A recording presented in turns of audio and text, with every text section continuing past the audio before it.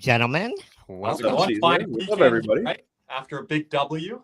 Happy Sunday.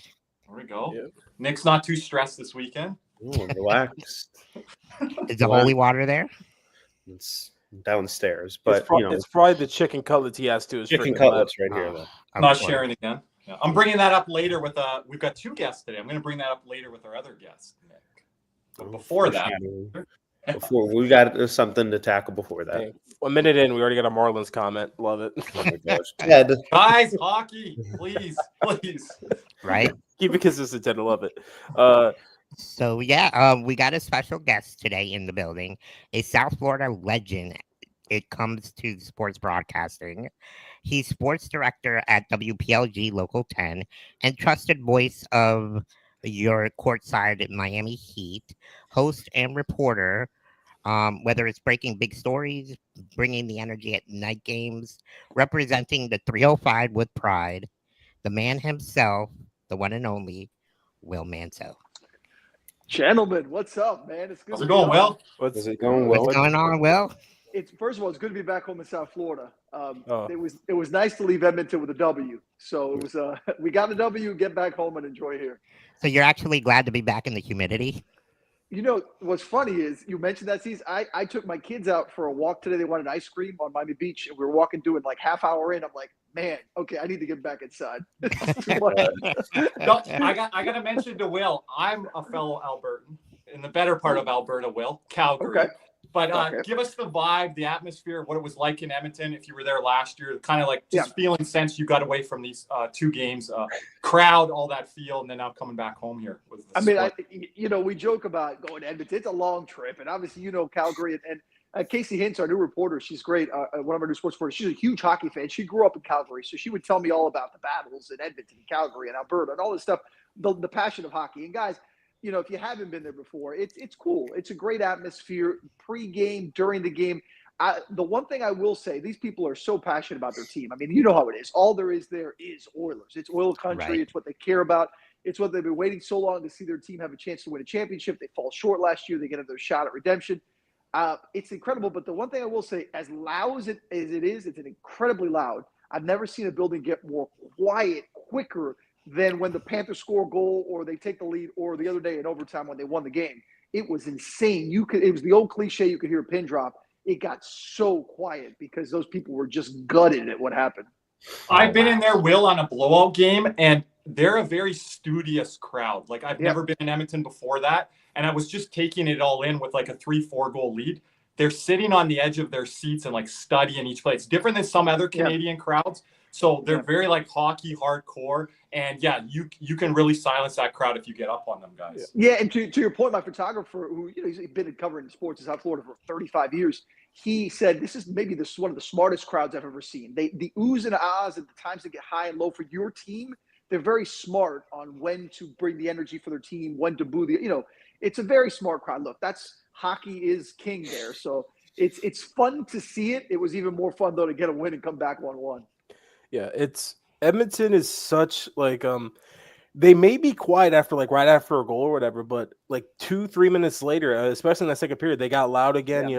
Chant. I'm glad I don't have to hear the Sergei chant for about a week. So, and that what do you guys? I want to get your take. You guys, what do you think of the Sergei chant? What do you think?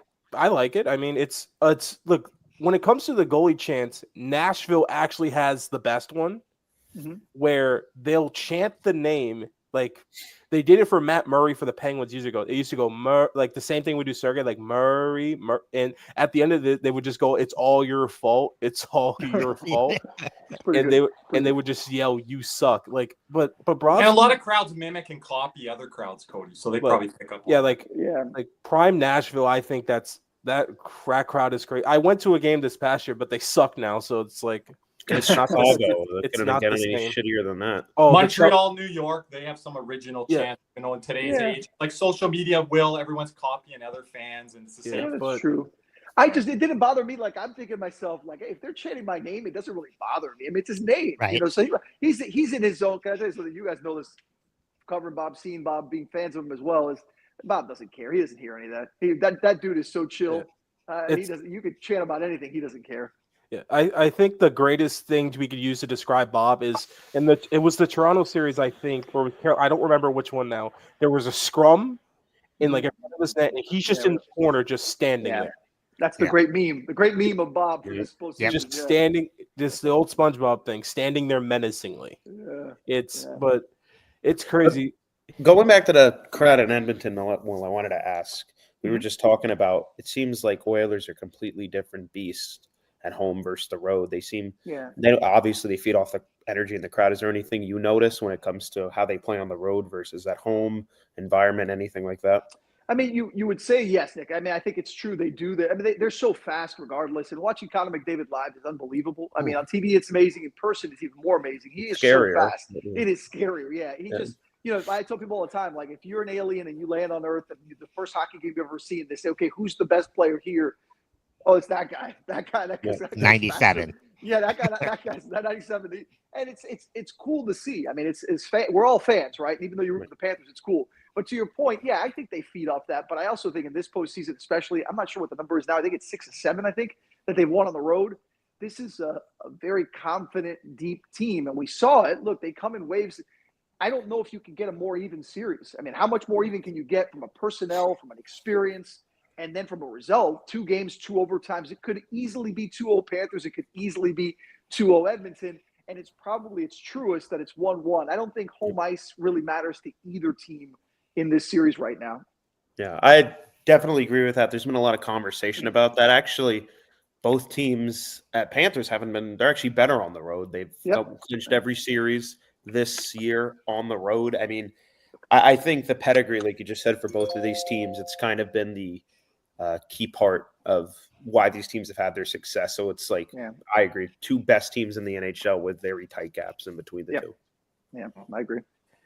And it's kind of crazy watching, like, because you had like when you're like a hockey fan, you're watching both sides of it, especially after the first round where you can actually watch every game. Because I hated the fact that the Panthers played the same day as Toronto, Ottawa, because I never got to watch that series, and I always got stuck with the Capitals or the Hurricanes. Like, I care about those teams.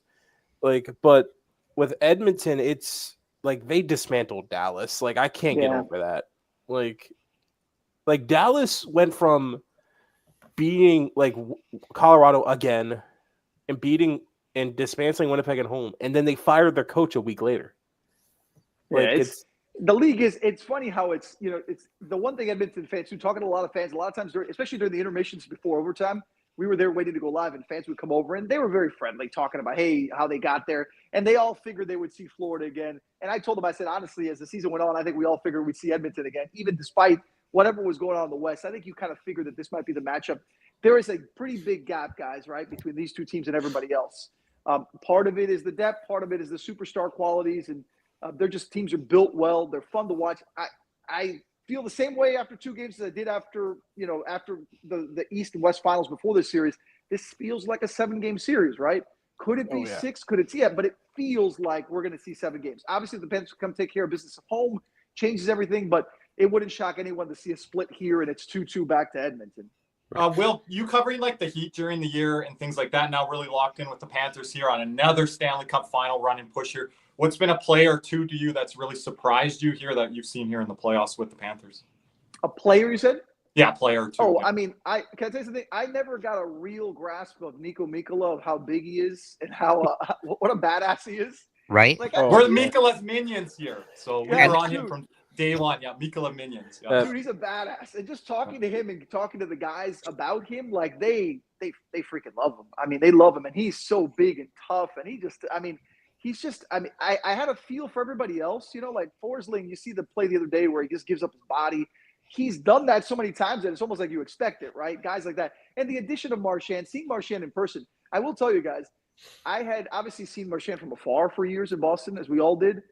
First time I see him, I'm 6'2", 200 pounds. I'm a pretty tall guy, and I see Marchand in a locker room. He's not very big.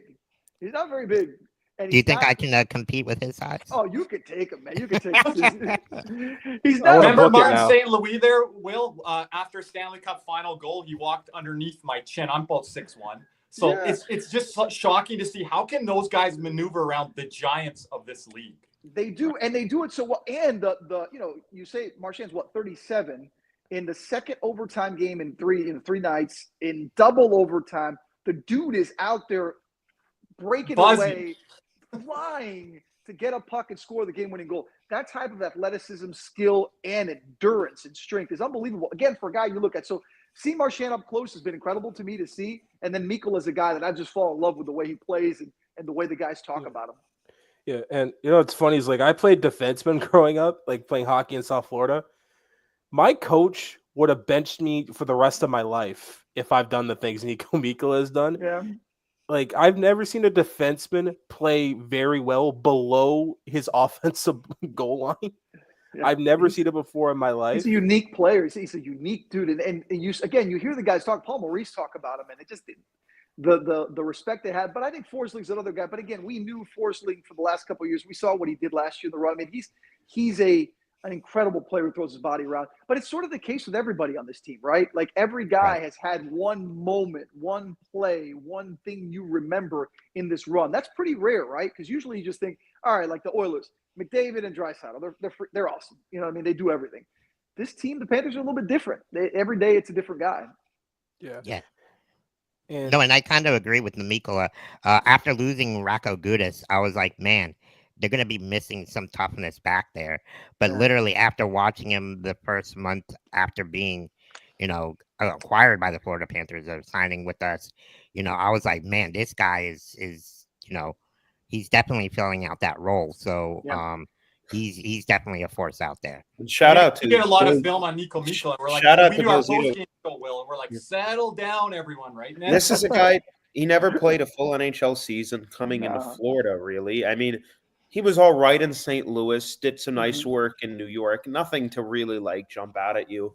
I mean, 3 by 2.5. That's exactly what we gave Gudis, right? I mean, it was a little bit of a risk at the time, right? Because it was an unknown commodity, but he's fitting right away. He's played 20, 21, 22 minutes, top 4. He's played a lot of hockey, too. He was essentially the number 1 defenseman for Team Finland at the Four Nations. That's still crazy to me. Injury. So he's got and me and Kirby talk about it, he's kind of gotten the short end of the stick. He lost his partner in Brandon Montour. He started last year without Brandon Montour, gets him back, loses him, goes back with Kulikov. And all respect to Dmitry Kulikov, it's just not a top 4 defenseman at this point in his career. Yeah. And then he has to go with a new partner in Jones, then the Ekblad suspensions, 2 of them. And he's just mixing and matching all of his partners, and he has just. By the way, I'm glad you mentioned Seth Jones. He's another guy that you see him from afar. Man, he's well respected in that locker. His voice is so heard. He came in, and it's rare on a championship team for a guy to come in and his voice is so important. It is, and his plays. I know he was up and down at times in this postseason, but for the most part, he's been up. And he's another guy who's fit in perfectly. Shout out to Bill Zito, man. He knows how to get him. He knows how to. Paul Maurice knows how to work him in, and all the veteran players on this team that accept other players into their roles. A highly criticized moving Spencer Knight for Seth Jones. I mean, especially with. I mean, I actually wanted to get your thoughts on we were just talking about Seth Jones. What do you think exactly? I mean, what have you been most impressed about him with? Obviously, we saw Brandon Montour did last year. What things are similar? How has he provided maybe that same but different mentality or play that he's been able to I can't tell you what it is, guys, too, it's a rejuvenation. It's a hard thing to explain statistically. It's just he is rejuvenated here. He's a veteran player who's his career is okay, where's this going? Am I going to get a chance? Am I going to waste away on a bad team? And he had a spark has come on. He's a different person. Obviously, I didn't know him in Chicago. I didn't know him in the past personally, but seeing him, but the way he's around the ice, the way his leadership, his ability in the ice, the trust Paul Maurice obviously has in him, he is a new player. It's almost like you acquired, what you were getting in Seth Jones, right? You'd seen him in the past, what he could do, but it's almost like he got here and he went in a time machine and became that guy again, in the rejuvenation again of okay, this is who I'm going to be on this team. So his role has been vital. It goes again to the additions that they make and the way players get comfortable, the way players find their role. And he's a great voice, guys, too. In the locker room, when you talk to him and you see the respect players have, there are a lot of times that new players, even veterans, kind of are off to the side. Heck no, man. He's in the middle of talks and conversations, leaderships. There is a true – you hear guys call him a leader, which for a mid-season acquisition, same thing for Marchand, by the way. Marchand keeps deflecting, and he's like, oh, there's so many leaders in the team, you don't have to be a leader. That's BS, man. He is a leader because every guy in that locker calls him a leader because they lean on him his 16-plus years of experience. What do you sense the locker rooms? Obviously we had Nick Cousins, Brandon Montour, Ryan Lomberg, a loud locker room. I'd imagine it's a little bit more quiet, but what is your sense on how the locker room is compared to years previously, especially with the departures of big guys like that? Yeah, not having Lomberg around and guys like that, voices like that, definitely changed the dynamic. And I thought Paul Maurice, I can't remember where I think it was in the Carolina, maybe around Game 5. I was at a press conference where Paul was asked about Marchand's impact.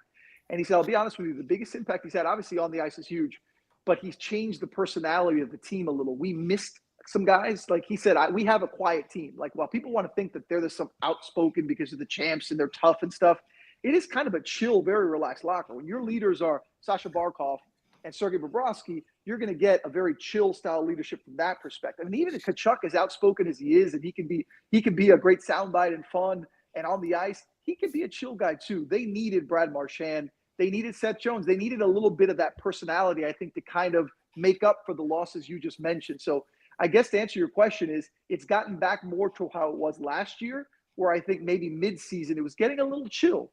They kind of needed that spark, that different voice, that different energy for the second half of the season, and obviously this run.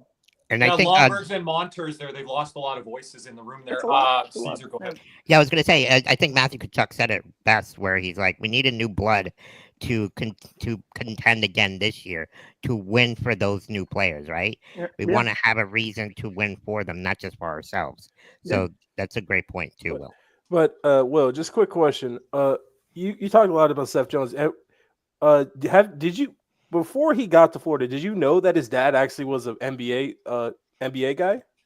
I did only because I do so much stuff with the Heat, and I meet a lot of different people and assistant coaches, and you see stuff. I was familiar with Popeye Jones, it took me a second the trigger to go off when they got him, like, oh my God, wait, that's Popeye's son. I'm like, oh, that's funny. It didn't really hit me right away for a couple of days. But yeah, it's funny. Tonight we have a show. I'll give a plug. We have the Panthers show tonight at 7:00, a half-hour special, where we're kind of looking back to games 1 and 2 and looking ahead. But we also we talk to Popeye and we talk to Seth. And we do a nice feature story at 7:00. So that'll be fun. He's so proud of him, man. I mean, they're very close, and Seth thinks, obviously loves his dad and very proud of the person he is, having played professionally and learned kind of what it is to respect the game, prepare for games. They're very similar in that way. So it's cool to see that dynamic. I believe Seth's mom, I think it's Amy. She's big on social media. She's always on social media and tweeting things. She used to be anyways. I see her all the time there. Seth's brother also played in the NHL. I know we had a question there. Yeah. Our boy John, the greatest anthem singer in the world. I love John. John's the GOAT, man. He's our guy. He has a great question here. Says, how do you compare the run the Panthers are on with the run that the Heat had in LeBron years? Good question. It's a great question from a sports perspective, from just the play. It's similar in the sense that every time you enter a building, you feel they're going to win. And that's a rare thing because, even the other night, down 1-0, most teams, right, even a fan base, when that goal is scored with 17 seconds left, you're thinking, oh, man, this is not our year. This is not our game. This is going to – yet I went to intermission thinking, I still think they're going to win. I still think they're going to – I'm not worried. And that's the feel that you had in those big 4 years. There was always going to be something. Obviously, the difference in attention, that 4 years with the Heat, I tell people all the time, I covered 83 playoff games. I've never seen anything like that because every game was like a rock concert. They had the Heatles nickname. It really was. Everywhere they went, it was the show. The Panthers are different, though. What's cool is every arena you go, man, people hate the Panthers because everybody hates the best team. They do. Everybody hates the champs. So as far as reception from opposing fans, it's the same energy. And as far as the confidence you have in the team, it's the same energy. The dynamic, obviously, of popularity is different because LeBron is just LeBron. It's hard to compare to that. But the confidence you have in these teams. Look, guys, I said it before, and I know you guys have probably said it too on the show. The Panthers are in the same company now as those 4 years of the Big Three and as the 3 years of the perfect Dolphins from 71 to 73, those Dolphins teams that won back-to-back Super Bowls, that had a perfect team. The Panthers are in that same, energy and realm because they've done something that's just hard to do, to go to 3 straight. And if they win, you're talking 2 and 3 years. they're right up there with some of the great dynasties and teams in South Florida sports history. It would be the same thing the Tampa Bay Lightning did in their 3-year run. Three consecutive Cup appearances, 2 wins, followed by what we did. The only thing would be difference is we lost first if we're able to win, and they lost last. But the next Cody, what were your thoughts on that Dolphins comment right there? It's like just way to bring back that depression. Can't wait. I'm just trying to get through. I'm enjoying the Panthers as much as I can because it's right back to. Nick and I have nothing to say. Cody, look at it this way. Put it this way, Cody. I mean, I'm a Giants fan because I was born in New Jersey. I moved to South Florida. I was 10 years old in 1985. So I love the Dolphins because those were the Marino years, and I followed the Marino years, and then I got to cover them a year. It was really cool. So I love the Dolphins. But I'm 50 years old, and I've never seen a Dolphins Super Bowl win. And that says a lot. I mean, I'm 20. I'm 24. I just turned 24 last week. I have not seen a Dolphins playoff win. Yeah, you're right. You got me on that. And you said the NFC roundtable here right now. Yeah. The other 3 are Cowboy fans. So I did get to see a Super Bowl, so that goes to tell you how. I didn't. I wasn't a fan until 2000. Dog, I've seen 1 in 15. Like you guys have not hit the lows I had. I have a question. Does your team get recklessly mocked every time anything happens with them? Yes, because every time they post the playoff wins, we're always up there. I mean, that's like you have to admit that Dolphin stat. Not that we're going to make this a Dolphin show, but that Dolphin stat that they haven't won a playoff game in 25 years is insane. I'm a Giants fan, and they've been bad for a decade. They won a playoff game 3 years ago with Daniel Jones at quarterback. Like we can't luck into one. And you know what's funny? This was the Panthers for 26 years. This was the Panthers. 26 years. I got a Panther story for you guys. So just don't mention Eli to me, Will. I'm going to get PTSD here. Just don't do that. He mentioned LeBron's Heat. I have PTSD. Like we were having dinner the other day, NHL party. The NHL has like a party. So there's a lot of national NHL guys that I don't know. Well, we're having discussions, and they're asking me about covering the Panthers. And I said, look, guys, I'll be honest with you. I got here in '99 at Channel 10, and I don't know if you guys remember. The Panthers in 2000, they played the Devils in the first round of the playoffs and lost. And I thought, this is the coolest thing in the world. I get to cover playoff hockey. It was so much fun. I didn't cover it again for over a decade. So it was like, what the hell? So I am taking all this in. The fact that we get to have these conversations and enjoy it because we remember the days where it wasn't even a thought to cover stuff like this. Because here's my question. Because here's the thing. You've covered South Florida sports forever. I mean, mainly the Heat and Dolphins because the Marlins have always sucked. Maybe in 03, that 03. one little bit. But you went from, let's say, about 10 years ago. You went from talking about the historically bad attendance numbers, the 5,000 people in the arena. Heck, buy one get one tickets. At some points. And now you're seeing this team be the class of not even the NHL, the class of professional sports. Yeah, you can put them up there with anybody. And they say you guys are like Chiefs fans. Like, thank you. It's definitely remarkable what Benny Viola has done and Bill Zito, right? I have all the respect in the world for Bill Zito because they've done the impossible, right? Making South Florida care about the Panthers. Making South Florida put the Panthers above others. Like, I mean, it was always a Dolphin town, right? And then the Heat did their thing. And then the Panthers, to your point, all those years where they just withered away to the point where people almost forgot they were here, right? And to make them now so vital, like you look around, people with Panthers jerseys and hats and bumper stickers. And, I got people all the time coming up to me now and asking me about Panthers. Guys, I went through a decade where I didn't have a person come up to me to ask me about the Panthers. And now you have people all the time. So the fact that they've done that, it's a credit. You mentioned Vinny Viola, obviously Bill Zito, Paul Maurice, the job he's done. Matt Caldwell, too. Matt Caldwell's great. The community relations, their media relations staff is great. They're great with the media. Like, they understand. And by the way, the players, my favorite story from last year's run, this is more like an inside media thing. It's not really that important to fans, but it goes to show the character of the players. I think you'll appreciate this. When we were on the ice when they won the Stanley Cup, some of those guys just wanted to be with their family. And, you got all the local stations there. They were looking out for all me and Mike Cunha, my wife Giselle, who works for Channel 6, and Josh Moser and all the people from all the stations. The Panthers players made it a point to talk. It's like, hey, you guys in the local stations, you guys give us love locally, you cover us locally. We want to talk to the local fans. I remember Aaron Eckblad was exhausted, and he told the guy, "Oh, I'm done, guys. I'm going to go be with my family." He turns around, he sees, he's like, "Well, I'll do one more for local. I'll do it with you guys." Like that tells awesome. You a lot about my boy Ecky. Yes, sir. That's cool to me that they care so much about their local market and their fans that are watching. because they know that, look, they don't, whatever, I'm asking a question, but you guys back home were getting to see the enjoyment. That's stuff that's really important because they know that fans didn't have that for a really, really long time. Oh, yeah. It's like I've watched the Panthers forever, and I grew up right around the corner from Dolphin Stadium, right there, Miami Gardens. And I watched the Panthers ever since 2007, 2008. And when people I said I watched the Panthers, people would give me like, really? Like hockey?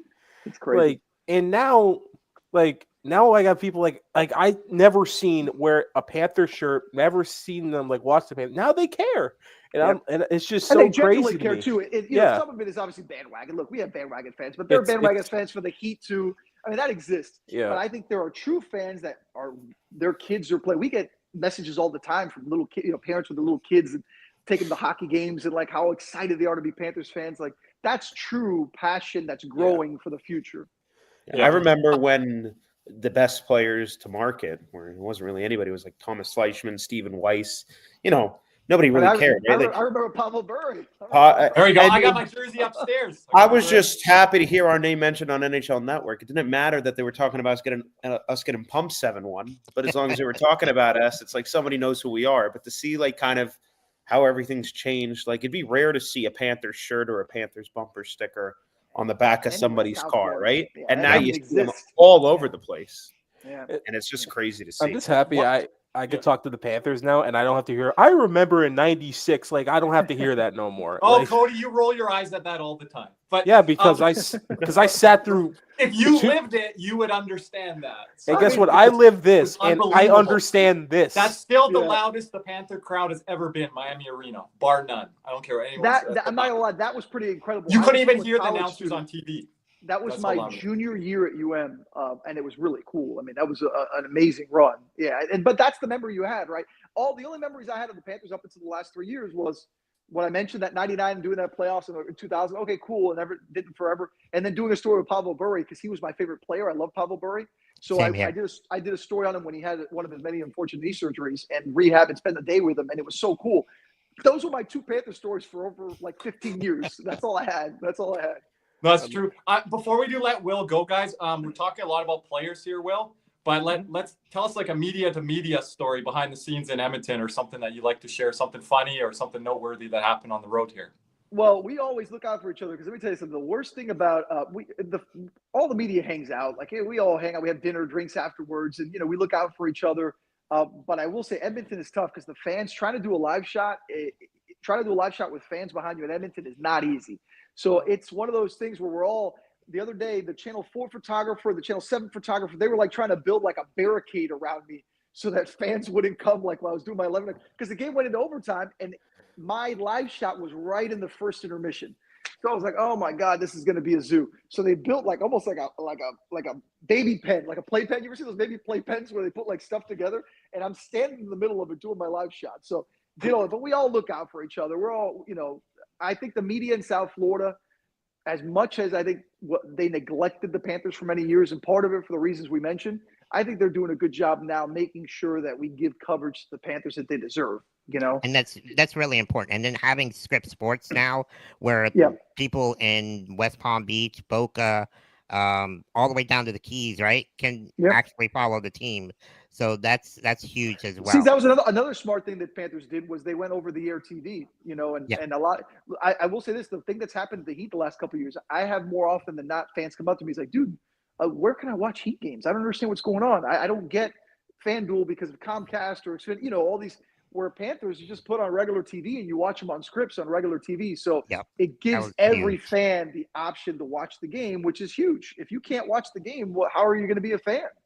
So it was a great thing they did. Yeah. They had to get that straightened out there, Caesar, with Bally and all that, because it was a mess last year. It was. You enjoy watching the away broadcast every. I didn't have trouble, Will, with Bally because I'm up in Canada, but all my post game callers were like, "Where's the game?" And I need to have this app, that app. So it sucks. It sucks when you ESPN Plus saved ESPN Plus saved my life.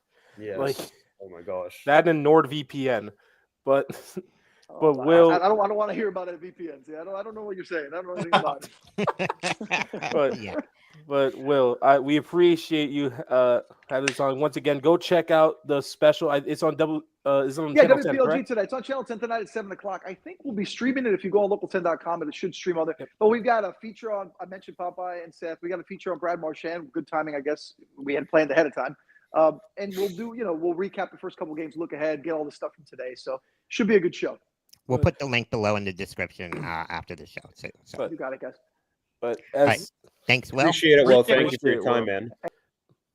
But, as we have our next guest waiting in tow. Guys, we gotta get to Caesar. We gotta get to Adri. Yeah, I got it.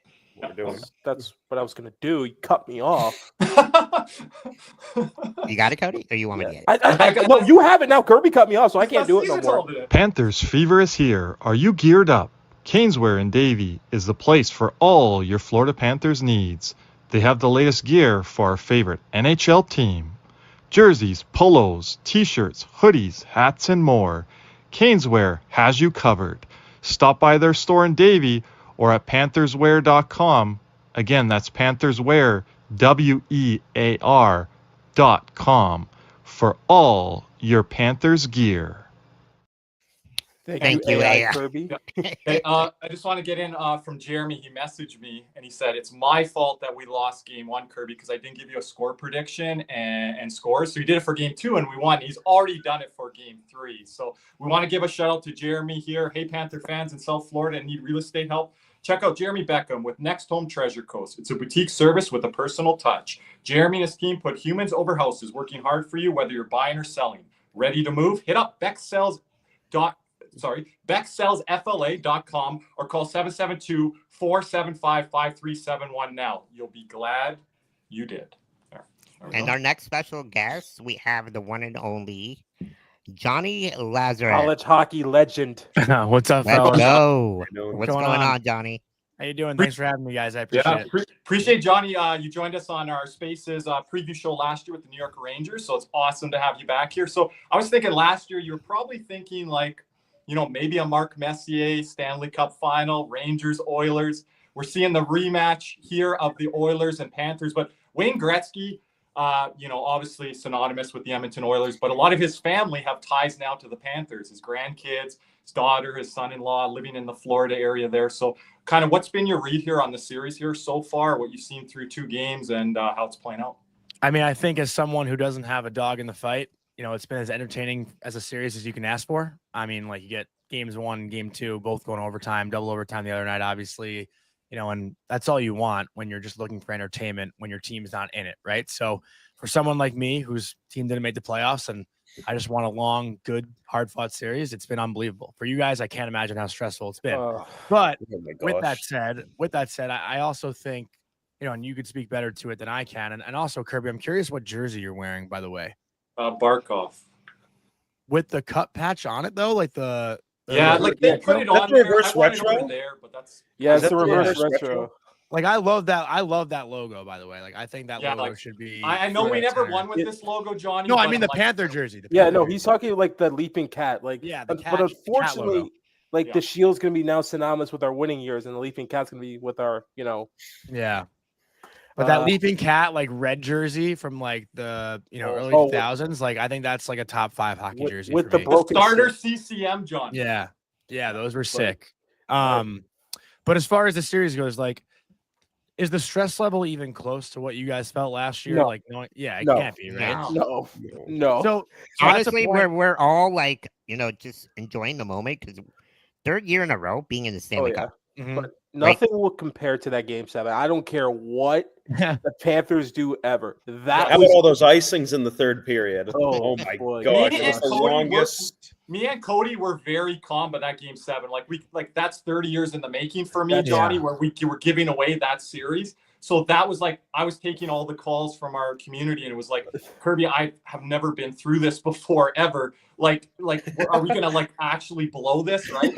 But Nick and Caesar, they're very more high tense. Me and Cody were more level. Like we were losing because blowing a 3-0 lead. And I guess what made it more pressuring for us was they never cover hockey on First Take. They never do.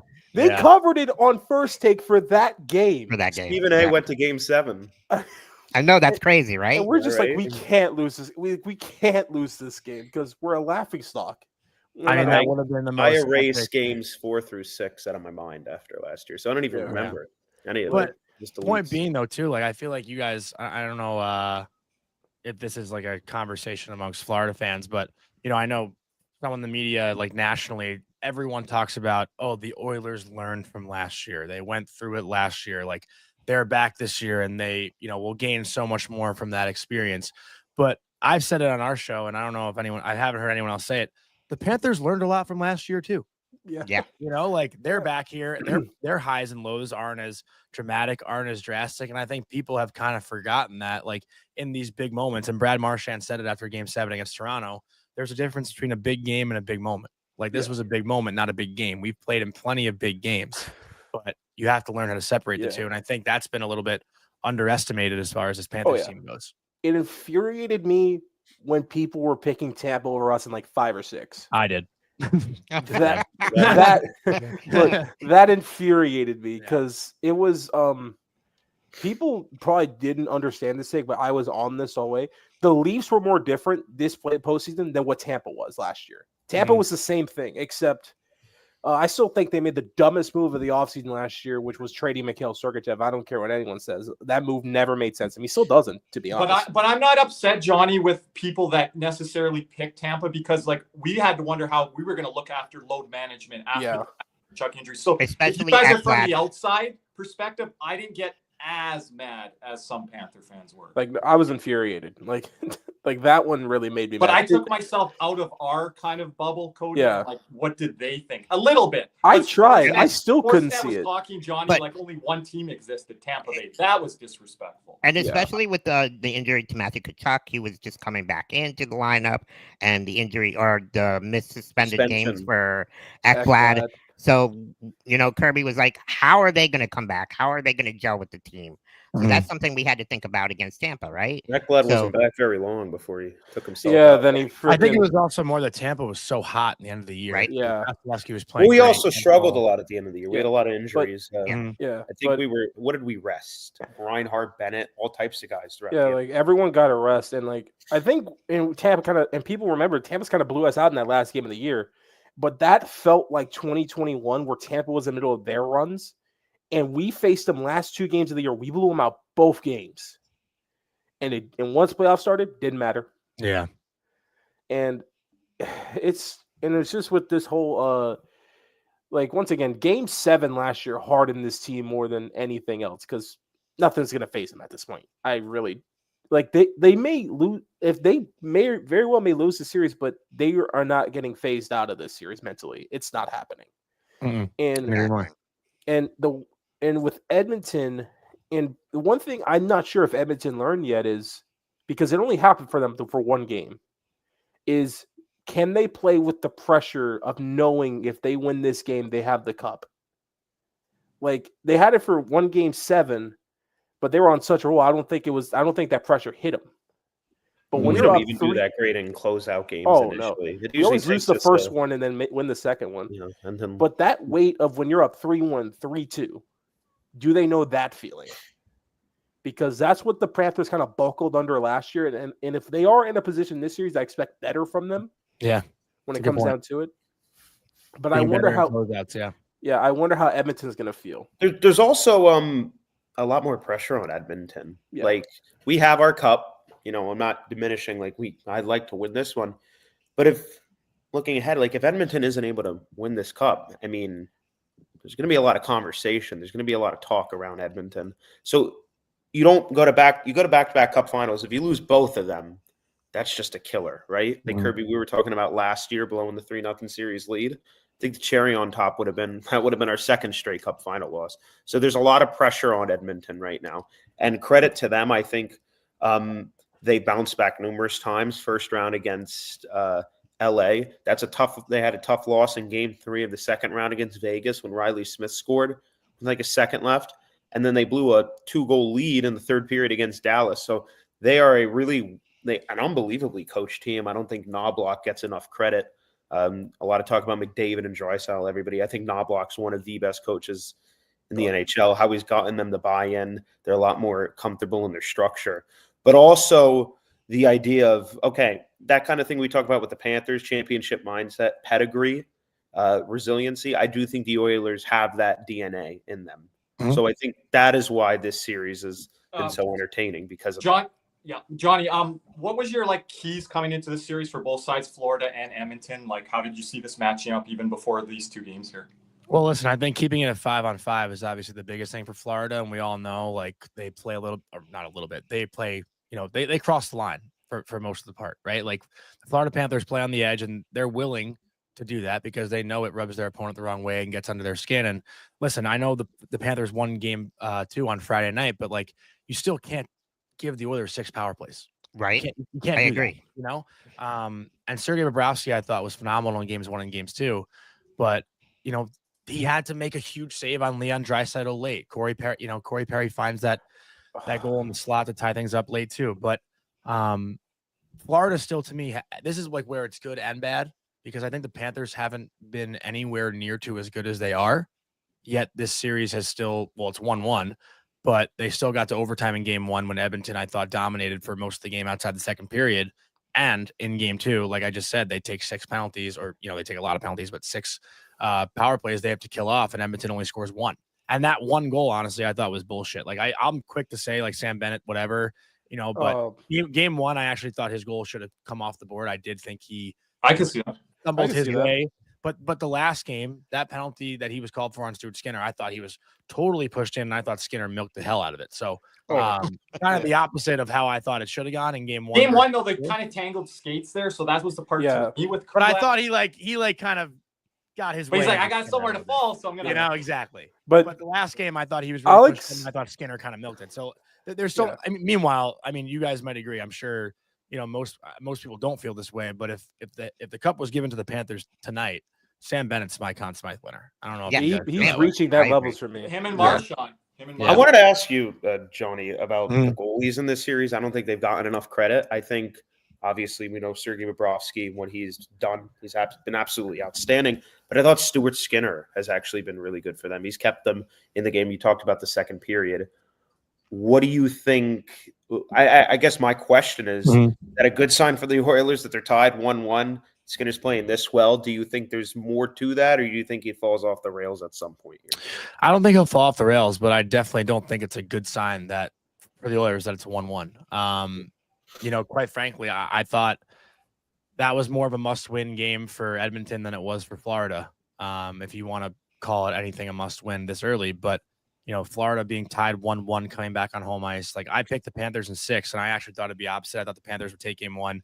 Edmonton would bounce back game 2. The Panthers will take both at home.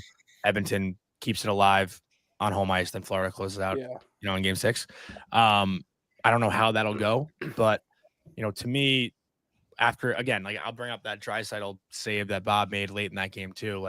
My group chat was saying that's why he paid the guy $10 million, right? Because that's a goal 9 out of 10 times when Leon Draisaitl gets that off his stick. And I know it wasn't elevated as high as he wanted it, but Bob still made a great reaction save at a critical point in the game to keep his team up 1.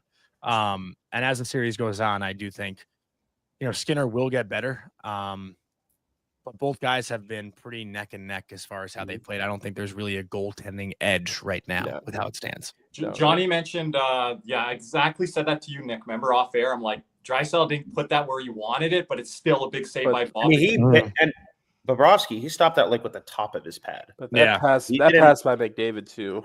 Yeah, the pass. I want to say, Johnny, I dug into the numbers last year because you were mentioning the power play numbers there. So I was going through old Sportsnet stuff from last year's playoffs coming into game 3. I just wanted to hear what they were saying after 2 games. Obviously, it was played in South Florida last year, this year in Edmonton, but the power play opportunities for Edmonton last year, they were 0 for 7 after the first 2 games. This year, they're 2 for 10. So the Panthers continue to bring down those power play numbers for Edmonton here through 2 games yet again. So that's a good sign. And you can't expect them to go 0 for 7. Last year, Draisaitl was injured. There was a lot of team wasn't as deep, I would say. And Florida's power play too, I think the top unit has been pretty bad so far.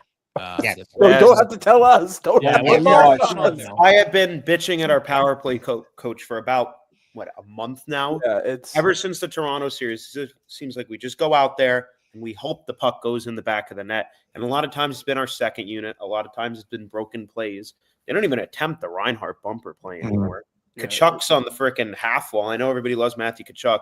He drives me insane because I just get him in front of the net, get him down low because I can't. He can't handle a puck, and when he does lose a puck, we all know he can't skate, so he's not going to be able to catch the puck going the other way. And it puts a lot of pressure on Barkov, like to get zone entry back in. Yeah, and he's passive at times. Like it's funny. It's like now the league has kind of shifted over the last couple of years to the 5 forward unit. We went backwards. We're at the 2D unit. Like I didn't get that for the life of me. Well, I also think too with McDavid and Edmonton's skill on the PK, like you're playing it a little bit safe as well, right? Like you don't want to give up any shorthanded goals against this team when you're on the power play, knowing the power play hasn't been doing well either. You don't want your power play to actually hurt you, you know? Yes, Yeah. But our second unit, it's so damn elite. Like, because Marchand, Bennett, Verhaeghe. Yeah, I mean, ridiculous. Johnny, would you put Lundell on a PP1 unit? I'm kind of there at times with this team. What's PP1 right now? Like, it's Jones, Ekblad, Barkov, Reinhardt, Kachuk. Say we didn't have Marchand. Would you be for Lundell on a PP1? On the first unit, you're saying? Yeah. Yes. Who are you taking off? Ekblad. Ekblad? Yeah. I already know the answer to that. That's Yeah, my I mean, guy, like, too. I still think there are other guys that are maybe a better fit there, but like at this point of the year, kind of to try something new. It's kind of hard in the Stanley Cup Final, right? Johnny, there's so many left-handed shooters on Florida. I don't know if you've noticed that, but is that a problem? Like they put Erod out there at one point on the PP1, right? Because he's a righty. I mean, listen, I think like growing up, I remember I played for a team that actually had like a right-handed unit and a left-handed unit. We were 5 righties, 5 lefties. Like that was our 1 and 2. Some coaches think there's more to it than others. I don't know if it necessarily is the biggest deal. Obviously, it depends who your biggest one-time threat is. That's what you cater the power play to for the most part, is that, you know, the guy on the left flank or the right flank, like whichever one is the go-to option with the hardest shot. Like that's what the PK has to respect the most. So that's usually what will, I guess, navigate, for lack of a better term, the rest of the power play. And that's Reinhardt in this situation in the bumper. Yeah, exactly. Like he's the go-to option, right? You get it from the point man down to the goal line, quick pass up to Reinhardt in the bumper, or that play from the half wall into Reinhardt right there in the slot. Like those are the 1 and 2 options I would say for Florida for the most part. Do you think he's really hurting right now? Everyone is. Who's 100% healthy? I know they had like 6 days of rest or whatever, but like no one's at their best right now. Yeah. And speaking of that, Ryan Nugent-Hopkins today missed practice. Chris Knobloch said he's a game time decision. Kirby, we were talking about, but he's been really bad for Edmonton. So I was wondering, Johnny, do you think that has any impact? Jeff Skinner drawing in potentially? Do you think Nugent's been really bad for Edmonton? I think, yeah. I don't think. Like in the first 2 games or in the play? Yeah, in the first two games. First 2 games of the play. Really bad. I think really bad's a stretch. Like, I don't think he's been not as effective. But is he doing what he's been doing, Johnny? Like, no, but I wouldn't say that's really bad. Yeah, I agree with that. He was exceeding expectations before. It doesn't mean. But he's the first. They always talk about he's a first overall pick. Yeah, but he's been in the league for like north of 10 years, so you can't look at that anymore. You know. Yeah. But I think that's like saying James Van Riemsdyk is a second overall pick. Like you can't really, he's James Van Riemsdyk. That's the player. But he struggles like against the tougher physical teams. You saw it with Kopitar and Getzlaf. Like he's always struggled against teams that are built like Florida. I think Dallas is pretty tough. They're not physical, though. They're not physical. I think Dallas got bullied by Edmonton, and I'll give credit to Edmonton. I knew he was a part of that. Well, I think it's more Corey Perry of Andrew Kane. I would even say Zach Hyman. I just don't think Dallas matched Edmonton's physicality. I think Dallas is soft, personally. I think Bischel turtling in game 1 at the end of the game showed they're a soft team. They don't lay a body on Edmonton. Good rebuttal. So I think everything, they went through the neutral zone, passed it to the outside. I could count maybe on one hand. I was doing it, I think, during game 3. How many times did they chip the puck in and go in and try to get it? I don't think. Edmonton, you're saying? No, Dallas. Oh. Like, never.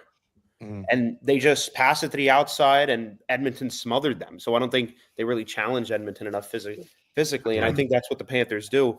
Took us 2 games against Toronto to get after Chris Tanev. Toronto got off to a really good start in that series, had a 2-0 series lead. They kind of dictated their play, how they wanted to play off the rush. We gave up, I think, 3 or 4 rush goals in those first 2 games. Can't put the most hits in the playoffs. But then right? We started to kind of wear them down a bit, and I think that's kind of similar how this series needs to go. Yeah. The first 2 games, I thought we played into Edmonton's hand a bit with the back and forth rush chances. When the Panthers are at their best, they're below the hash marks, cycling the puck, grinding it out, getting a piece. Every time you chip the puck in, get a piece of their defenseman, and it grinds them down. And I think that's what we did against Toronto, against guys like Tanev and Benoit, and they started to make mistakes. I think that's going to be the formula here versus Edmonton, because we're not going to win a track meet with the Edmonton Oilers. No, definitely not. We need to grind them down. The longer this series goes, the better for us, because it means we're getting to our game. We're establishing our presence. And I think in each times, it's kind of weird.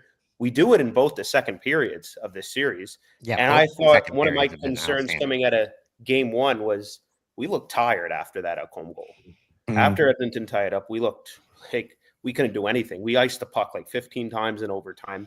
And in game 2, we actually found our legs and we started getting to our game a bit more. So that's the positive for me. Well, that's also the rust of not playing for 6 days too. Yeah. Like Well, I that's thought part our of play it. was fine Yeah. up until No, after but the extra. I want to ask Johnny, like, what is the travels really bothered me last year with this team? How they've stayed home and then traveled up to Edmonton. Edmonton's beat them back to South Florida on the travel game. Like, do you think this is a big factor or not, Johnny? Because like game 1, they had no legs in the third and overtime. Yeah. Listen, I think travel is a part of like, well, I'm not going to say Edmonton has the advantage of travel because they're going to have it now for games 3 and 4, right? Like they're going to feel it, but Florida's traveling as well. So it's not like it's, an even level playing field. Like Edmonton got to be home and rest after game 5. Florida had to make their way there. So it is a factor for sure. But I made that excuse last year going into game 3 where Florida had the travel issues, right? Like I think they got there the day before game 3 and I'm like, oh, like the betting part of my brain is like, oh my God, I'm hammering the Oilers because the Panthers had this whole travel issue and they looked pretty damn fine in game 3. Right. Yeah. So these are like outside things that people like us probably think play into an effect when you're in the room. Sometimes you just feel good. Other nights you don't. Like, I know there were Friday night games where I'm rested all week in college and I thought I'd feel great, where my legs were just shit and I couldn't find a reason why. And then Saturday night, playing the second night of a back-to-back, I felt better. Like sometimes you don't really have an answer. It's just human nature and how you feel. I don't know if there's an excuse that the Panthers can find, but I know game 1, it looked a little bit like 2 teams that hadn't played hockey in 6 days. Yeah. In game 2, I think you get your legs under you a little bit.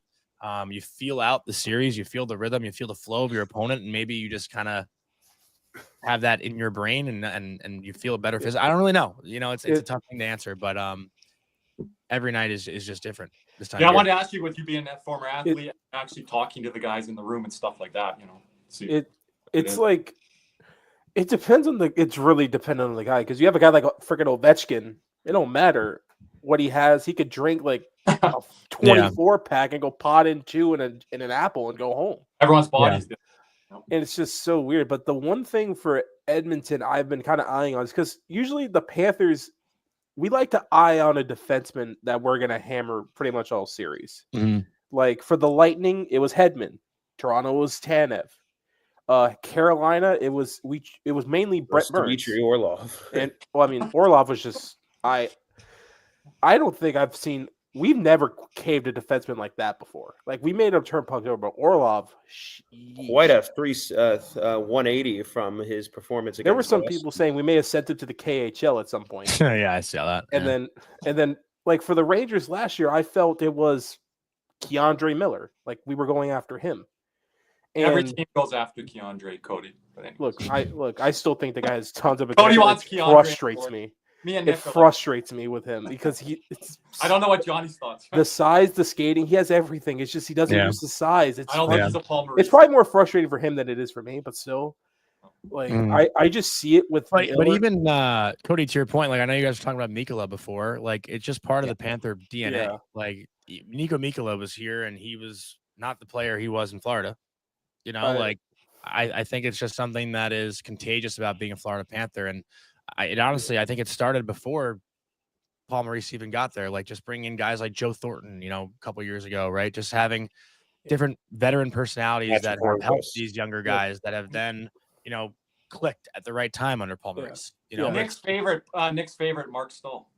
I mean, hey, like he was there for the first cup run, right? Yeah. Like it's part of it. And I know you guys have talked about like just how much Florida has changed and whatnot. Like my age group, I'm a 96 birth year, And one of my really good friends, Chase Prisky, first kid from Florida to play for the Panthers, grew up in Pembroke Pines. Like my age group has him, Justin Kappelmaster just retired. He played in the Coast, played in the AHL as a goalie. Austin McElmurray, Austin Bolio, Shane Gostisbehere, a little bit older. Like that Florida age group, I think it was Peter Worrell who like played for the Panthers, back in the 90s, early 2000s that like really stayed in Florida and established that like ground roots of, growing hockey in Florida. And, that was Nick's coach. Huh? That was Nick's coach. Yeah, like I know a lot of guys who were Panthers fans since I'm 7 years old back in 2003, and I honestly forgot the point of what I'm trying to say, but I guess the culture of the Florida Panthers, from hearing from Chase, like that year, the minimal amount of time they have with Coach Quinville, I think it kind of started with him, bled into Andrew Brunette, and like it's just grown and grown and grown. It doesn't happen overnight, but the players that were there for those days, it just kind of clicked at the right time when Paul Maurice came. I do have to ask, and Kachuk, obviously. Yeah, I do have to ask, and you guys are going to kill me, but I have to ask. Don't kill me, Kirby. What would you give Sam Bennett? I'm sorry, I have to ask. I know we're not going to talk I was about waiting to ask, actually, Johnny. But what would you give Sam Bennett? Because we've heard all types of numbers out there. Well, I mean, what's the most that Florida can really give him? Like, what's the most they can afford? 6.5, 7, because we are at 19 million. And he already paid Lundell. Yeah, we paid Lundell for the 2C, and then we need to get another top 4D. You have to bring in a backup goalie now. And you have the only RFA we have is Mackey. So but do you trade a guy like Lufterainen who has you're trading Erod. Like not trade Erod before him. Yeah, like to me, I think Sam Bennett. Like I think if he signs an 8 by 8.5 in Florida, like why not? And again, like the argument I know, like everyone's gonna say, like any other team's willing to pay Sam Bennett $10 million, whatever that number would be.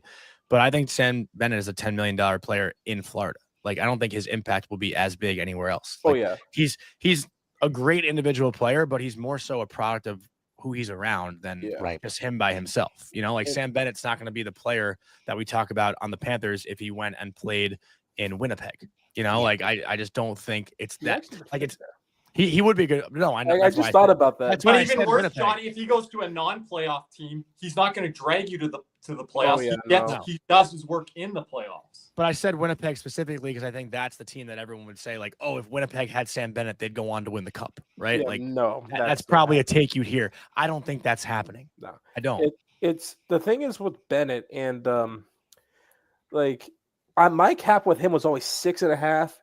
It's 7 if you have to. But my whole thing is like this is his peak. He ain't beating this no. He just set the NHL record for road goals in a postseason. He's never doing this again. No, definitely not. Like that's the thing, and like paying. And the other thing with Florida is like with Lundell at the $5 million, it really financially it doesn't make much sense to pay Barkov 10, Bennett 8.5, Lundell 5, and all your wingers, Johnny, that are getting money too. Verhaeghe's making 7. You got Jones and Forsling locked up, but you're going to have to pay a defenseman. Yeah. You're going to have to pay a new goalie, and then Ekblad's out the door likely in that situation. Right? Yeah, I think Ekblad's gone regardless. So well, I don't have the problem with the money. I have really a problem with the term more so. Like in the immediate future, I guess it's fine. On that. Cody's different than you on that. No, I don't. I mean, I don't want to hinder Anton Lundell. I think he could be a really good number 2. I think he's a 2C now, Johnny. I think he's a 2C already. And I think, why are you paying Anton Lundell $30 million? Why are you paying him? Why are you extending him for 6 years? And Lundell's but you guys are saying that, but it might end up being like, look at Colorado when they lost Kadri, right? Like, I think we have a better succession plan. Yeah, but second line. Lundell's chemistry with Kachuk is unparalleled. A lot of I don't know about all that. Unparalleled's a strong word, but it's unbelievable. Cody, you put them out there in overtime, they win games. Well, I think you guys are missing something too. Like, we're talking about Bennett's contract, all these other guys. Bob's got 1 year left on his. Like, what's going to happen when that's up? I think, don't you think they're going to go get a goalie, Johnny? That's going to be paid quite well with the goaltending department. With I'm sure they will, but like, I mean, we don't know. That's a hypothetical. We don't know, right? Like, that's a hypothetical. Like, who's going to be the goalie? Who's going to be the guy? Is it going to be up to Bob's par, like what he's done? Nah. Like that was like Adamko, Sorokin. Yep. He signed an 8x8 last year, didn't he? The Islanders more Demko. Demko could probably be on the move, and the one team I'm looking out for. I think if Boston doesn't get together, I think Swayman and Pasternak could be looking their ways out the door there too. Are you think Marchand's texting them? Come on over, boys. Probably. Anything's possible in Florida, Johnny. We never thought Marchand would be in Florida. No, yeah, I agree. I believe in the dominoes falling, and I think Marchand's the first domino. Like, because they're stuck with Lindholm, who's making $775 for being the third best player on his line in Calgary 3 years ago. But the thing is with Colorado at that point is Colorado didn't really have a plan after Kadri. They tried to get Ross Colton, they tried him at center, but he's a natural winger. They tried Casey Middlestat. That worked good for about that wasn't going to cut it. Like 2 to 3 months. And now they just re-signed Brock Nelson, and we'll see if that. I think it should work because I like Brock Nelson, but it's hard to predict too, Johnny, with all the situation. Like, you can't really predict it right now. I trust Bill Zito in what he's going to do. Also, if I'm in your guys' shoes, contracts and off seasons are the last thing I'd be talking about. Oh yeah, but we get questions on it so much. And enjoy it, guys. You're in your third straight final. No, we won Game 7 versus Toronto, and people kept asking us that question. Yeah, Nick asked it today, but I have had to ask it for Jeff as well. Yeah, I don't usually like talking about it till after.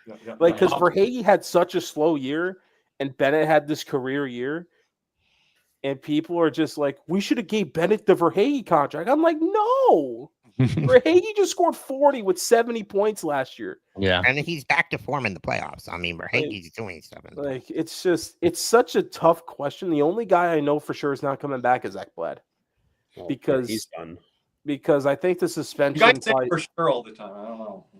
They tried to get in the wave as no move before free agency last year. The only thing guy Montour, Kirby. It's hard to predict with Zito. The guy that what screwed us was the fact that Game 7 free agency was a week apart. Yeah, we took that Reinhardt I think a little too close. It's after midnight. We're like, that's why Johnny. Kind of switching off of this topic. Someone that you sat down with or skated with for 60 seconds, 90 seconds. I know you always post those clips. Someone that was really interesting to talk to this year, player wise. Oh, just in general. Yeah. I mean, actually, I love Montour. He's a great guy. I'm actually trying to get him to come on my show this week, which would be cool. UMass guy too, so I knew him like a little bit, not super well, just like mutual friends and stuff. He's the best though. Like, honestly, I said it last year too, because I get to go in every road room when teams are in New York and like kind of see and feel out like how guys are after morning skate. And Montour, Lomberg, and Cousins were like the 3 funniest dudes I've been around. I'll never forget my first Stanley Cup Final media day. There's a clip of this, I think, I don't know if it's on my Instagram or not, but there's a clip somewhere, maybe on YouTube. First day of Stanley Cup Final 2023, Brandon Montour like cut out Nick Cousins. Like, I'm not a big fancy shoe guy, but I think they're called like Givenchy's or something. Oh, it's the Givenchy, yeah, whatever they're called. Yeah. So Montour like cut out Cousins' shoelaces, put hockey laces in his like expensive shoes or whatever. But those 3 are just a riot. Like, I love talking to those guys.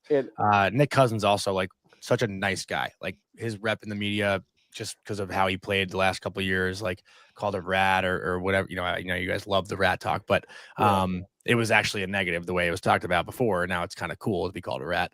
But he's just like one of the nicest guys too. Like, that locker room is so fun to talk to. And Duclair was another one I did back in 2023, which is really cool.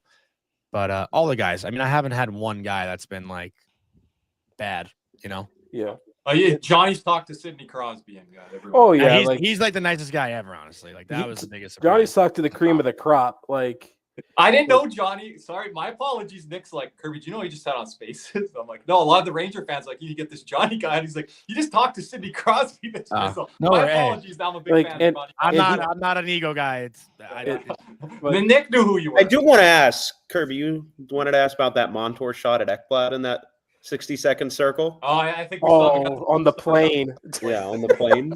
I was wondering what he was indicating. Because you asked Montour, like, on your I think you did for Bleacher Report Open Ice, where you did the skate, and you asked him who would you rather not like least likely to sit next to you on the plane, and Montour said Ekblad, and I don't want to get any further into. Oh, that's such a classic. I don't know. I don't have any more on that. Okay. But maybe I'll bring that back up. I think Ekblad saw my tweet on it, so that's all. It may be was the the tweet? poker thing because Ekblad's a big poker guy. Yeah, I don't know if it's poker or So something. you think he else. cleans up?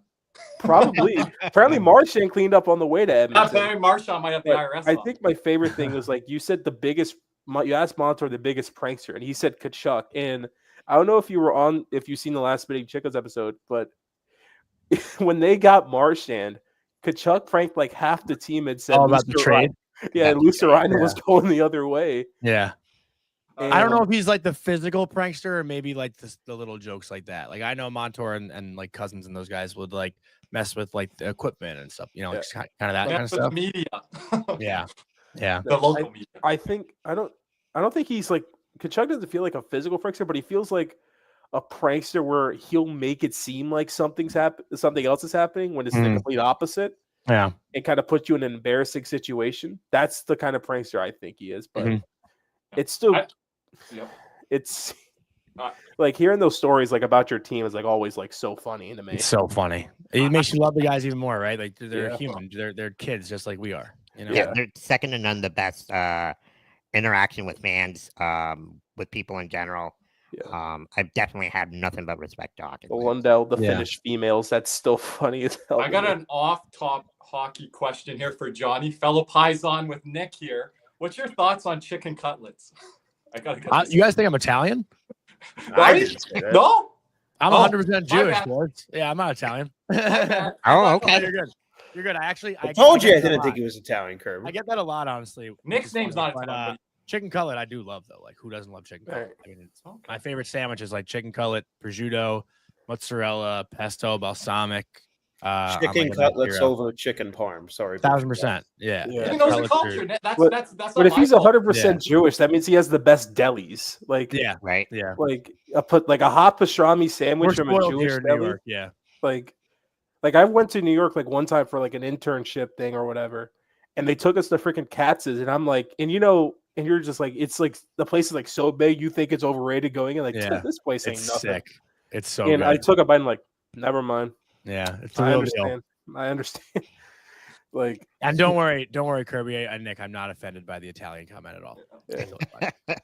What? Good air. I thought we were gonna. Hey, but Johnny. So before we let you go, what do you think of Game 3? Which way do you see it going? I got to be honest, guys. I mean, is it possible to even predict right now? No, I don't think it is. Like I can't predict low event, high event. I don't know. Oh no, it's gonna be high event. I feel like an idiot for picking the under in Game 2. That's just because, king of the unders, Johnny. But that's just because I thought Game 1 was very wide open. That I thought both teams would lock down defensively a little bit in Game 2. But even the Oilers, like they've been very tight in their own zone, especially collapsing in the middle. And how many breakaways did Florida get in Game 2? Like 4, 5? You know what's funny? We got more breakaways in that game than we got in all year. We never get breakaways. Yeah. We never get them. Insane. Like, do I think Game 3 though will? Like I don't think Edmonton will have to weather as much of a storm as Florida had to. Yeah. If that makes sense. Like I think the Oilers will get to their game quicker on the road than the Panthers were able to in Edmonton in Games 1 and Game 2. Yeah. But again, like I don't really know. I don't know. I might not place a single bet for the rest of the series. Like last year, as far as the money lines go, I was wrong in every single game last year. I was like, what did you have it going last year? I had 5 in Florida and 5 last year. I think I had the Oilers in 6 last year. That makes sense. Yeah. Like I've actually like notoriously bet against the Panthers a lot. Trust me, a lot of people. I can see that. This time around, I did not. I said Panthers in 6. I'm done looking like an idiot against these guys. So if we do lose the series, we're blaming you. Yeah, you can for sure. Yeah, I'm a mush. Yeah, I'll definitely take the blame. Is this reverse psychology right here? No, not at all. Not at all. I took Carolina in 7, Dallas in 6 in the last round. Like,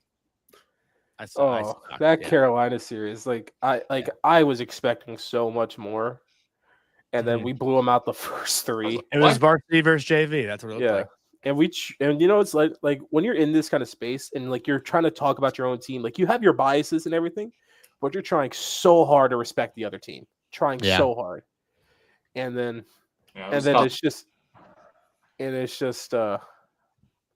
went the but opposite way of any of us we were thinking. But also, I'll say like this from someone who has like rooted for a team that's gone against the Panthers. You could tell pretty quick that they're better than the team that you root for. You know, like last year in game 1, I thought the Rangers like actually didn't play that bad of a game. Lose 3-0. Game 2, get dominated, sneak one out in overtime. Game 3, dominated even worse. Find a way to win in overtime. But that whole series, it's like, how are they pulling this off? Like, I don't know. Like 1 goal, Johnny, up 3-1. Yeah. Up Yeah. 1 goal. You would have been up 3-1. Three straight That game overtime was games. a really clean game by Oh, Florida. dude, that series, I thought Lafreniere found it. I was like, oh Yeah. my. You're getting depth scoring from Barkley, Goodrow, and But I'll tell you the That difference in that Goodrow series. shorthanded goal. What won the Panthers that series last year? Game 5, the Rangers were about to go on a 5-on-3, I believe, with the game tied at 1-1. Eric Gustafsson retaliates in a scrum and then gets it even. Yep. And so Nico Mikkola ran into Igor. instead of a 5-on-3, I think it was like maybe a 5-on-4 for another like 45 seconds and then back to 5-on-5. But like if the Rangers had a 45-second 5-on-3 there in game 5, fuck man, like that could have been different. But better team won. End of the day. I still remember my one of my best friends. He was just getting into hockey, and he's like hardcore into it now. I remember he screamed like in game 3, "Who the hell is Barkley Goodrow?" And I was dying because like Goodrow was picking corners. Yeah. It was so. That shorthanded goal. I sat there. I'm just like the one timer in game 3 or game 4. Oh my gosh! I left my seat. And we talked about the Oilers crowd when they get going. That MSG crowd, that always scares me. Oh no, I think they have the best goal song in the league. But there's actually like, as far as the Panthers fans go on the road, like there's always a good amount of Florida fans obviously because there's a lot of transplants here. Yeah. But I always see Panthers fans around when the Cats are in town. Yeah, even up in Canada here, Johnny, it's pretty remarkable. Lafreniere's terrified me. He went back to Rimouski on us. I picked him on my fantasy team this year, and then he started off hot. And yeah, you were a big Lafreniere. Disappeared. I tried. Like I was like on the Rangers all year. I'm like, oh, they're gonna make the playoffs, and then until they were officially eliminated. All right, boys, I think my time's up. Hey, look. Cody, you were big on them last year. You guys are always pumping up New Jersey in these circles. Johnny, I'm always standing repping your. I said New Jersey was third. You just don't like them. Up the Devils. You just look. I had them third in division. You had them out of the playoffs. They're frauds. I don't care what happens this offseason. The Rangers are my Metro pick next year. I'm saying it now. That's brave. They're not mine. Is it going to be Carolina with Mitchie Marner?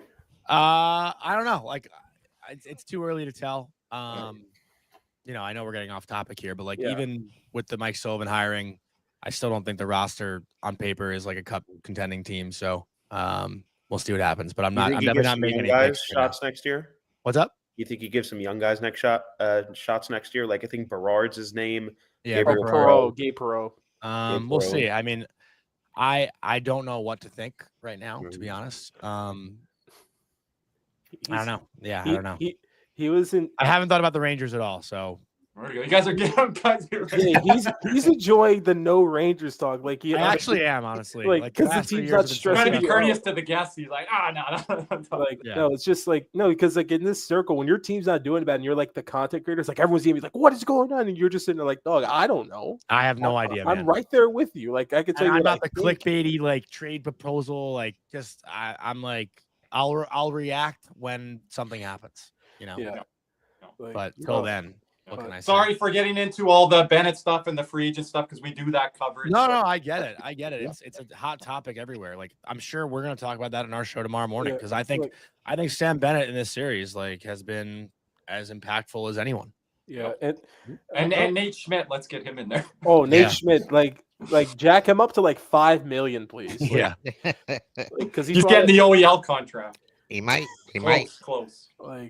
But anything else, Johnny? And where can people find you on social media? Just JLazzy23 on Twitter. Always tweeting out shit to piss people off or to get people to have some fun. Like it kind of goes both ways.